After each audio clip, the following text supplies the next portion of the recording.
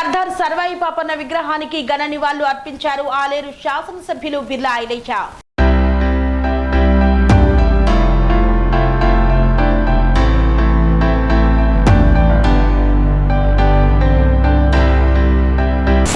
సర్వాయి పాపన్న గౌడ్ జయంతి సందర్భంగా యాదగిరిగుట్ట పట్టణంలో ఆలేరు పట్టణంలో సర్వాయి పాపన్న గౌడ్ విగ్రహానికి తెలంగాణ రాష్ట్ర ప్రభుత్వ విప్ ఆలేరు ఎమ్మెల్యే బిర్లా ఐలయ్య పూలమాల వేసి ఘనంగా నివాళులు అర్పించారు. ఈ సందర్భంగా బిర్లా ఐలయ్య మాట్లాడుతూ బహుజన చక్రవర్తి దళిత బహుజన విప్లవ వీరుడు సర్దార్ సర్వాయి పాపన్న గౌడ్ జయంతి సందర్భంగా యాదగిరిగుట్ట ఆలేరు పట్టణంలో నివాళులు అర్పించారు. జనగామ జిల్లా రఘునాథపల్లి మండలం కిలాషాపూర్ గ్రామంలో ఆగస్టు 18, 1650 సంవత్సరంలో సగోని ధర్మన్న సర్వమ్మలకు జన్మించాడని గుర్తు చేశారు. పాపన్న లాంటి వారసత్వ నాయకత్వం లేకున్నా బహుజన చక్రవర్తిగా వెలుగొందాడు. మొఘల్ పాలకుల గుండెల్లో సింహ స్వప్నంగా నిలిచాడని, పూలే కంటే ముందే సమాజంలో అన్ని వర్గాల అభ్యున్నతికై బహుజన సామ్రాజ్య స్థాపనకు కృషి చేశాడని గుర్తు చేశారు.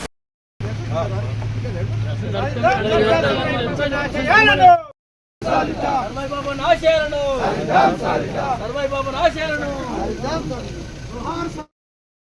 జోహార్ జోహార్ సర్వాయి పాపన్న గౌడ్ కి జోహార్ జోహార్ జోహార్ సర్వాయి పాపన్న గౌడ్ కి జోహార్ జోహార్ నాయకత్వం వర్ధిల్లాలి వీరలైన నాయకత్వం వర్ధిల్లాలి వీరలైన నాయకత్వం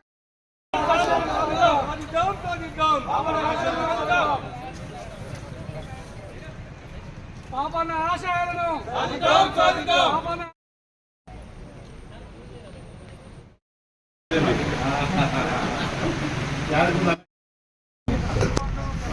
బహుజన చక్రవర్తి బహుజన బిడ్డ ఆ పేరులోనే పౌరుషం ఉన్నటువంటి సర్దార్ సర్వాయి పాపన్న గారి 374వ జయంతి సందర్భంగా యారి పూర్వంలో వీర యోధుడికి దండేసే అవకాశం కల్పించినందుకు మీ అందరికీ పేరు పేరున ధన్యవాదాలు తెలియజేస్తూ, మన పక్క జిల్లా జనగామ జిల్లాలో రఘునాథపల్లి కిలాసపురం అనే గ్రామంలో 1650 ఆగస్టు 18 జన్మించినటువంటి ఒక బహుజన బిడ్డ.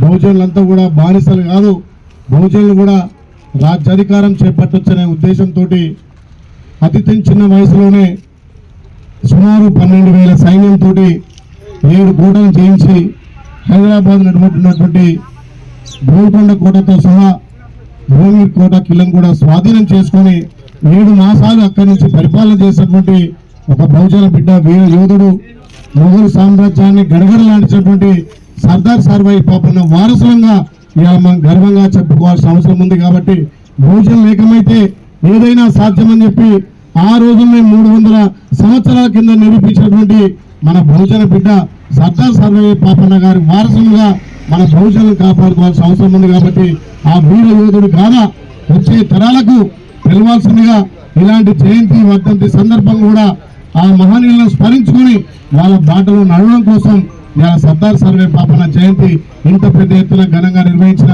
స్థానిక గౌడన్నలకు, స్థానిక చైర్మన్ గారికి, స్థానిక మండల పార్టీ కానీ స్థానిక ఉన్నటువంటి నాయకులందరూ కూడా పేరు పేరున ధన్యవాదాలు తెలియజేస్తూ మరొకసారి ఈ బహుజనులంతా కూడా ఏకమై బహుజనుల జెండా ఎగిరే విధంగా మనందరం సర్వాయి పాపన్నను ఆదర్శంగా తీసుకొని ఈరోజు మన ఆలేరు నియోజకంలో గుండాల మండలంలో పెద్ద ఎత్తున ఒక కోట నిర్మాణించి 1 కోట రూపంగా ఆయన విగ్రహాన్ని పెద్ద ఎత్తున నిర్వహిస్తున్నాం. కాబట్టి ఇక్కడ ఆలయ ప్రాంతం ఉన్న బహుజనులంతా కూడా అక్కడికి విచ్చేసి దాన్ని దిగ్విజయం చేయాల్సిందిగా కోరుతూ మరొకసారి సర్వాయి పాపన్న ఆశయాల కోసం బహుజనులంతా ఏకం కావాల్సిందిగా, దళిత బలిత పీరులంతా కూడా ఏకమై బహుజనుల కోసం, బహుజనుల హక్కుల కోసం పోరాల్సిందిగా మరొకసారి ఆయనకు విప్లవ జోహార్ తెలియజేస్తూ మరొకసారి మీ అందరి దగ్గర సెలవు తీసుకుంటున్నాం.